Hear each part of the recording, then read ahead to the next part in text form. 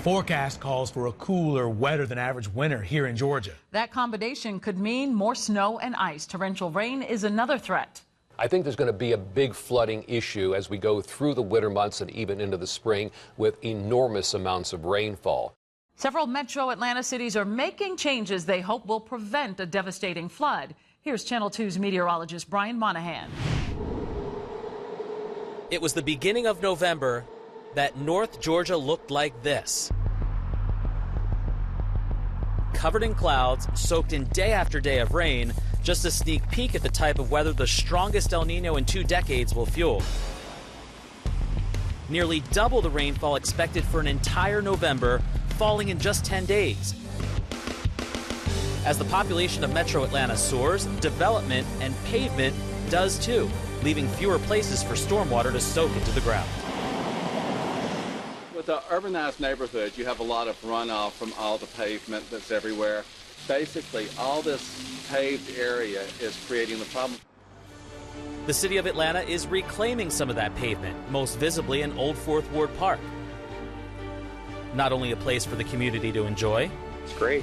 As you can see, we've got our kids here, and it's pleasant to walk around. It's a pleasant environment. It's beautiful. But also a park with a purpose. We've mimicked nature. What we're doing on this site is we've created an ecological habitat. Native plants and green space throughout the park absorb stormwater. A large retention pond protects the surrounding neighborhood from a 500-year flood. In the shadow of downtown Atlanta, the Vine City and English Avenue neighborhoods are especially flood-prone. So we have all this pavement running off into the Proctor Creek watershed.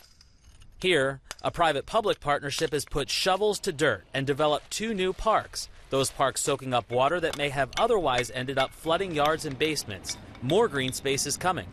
This is more than just 1 or 2 parks. This is actually a plan that we're looking to implement across these neighborhoods to make a series of parks and interconnected greenways that help alleviate and reduce some of the flooding issues. The challenge of stormwater and flood management is different in quickly growing suburbs. In a huge growth area, we're the 4th largest city in Gwinnett.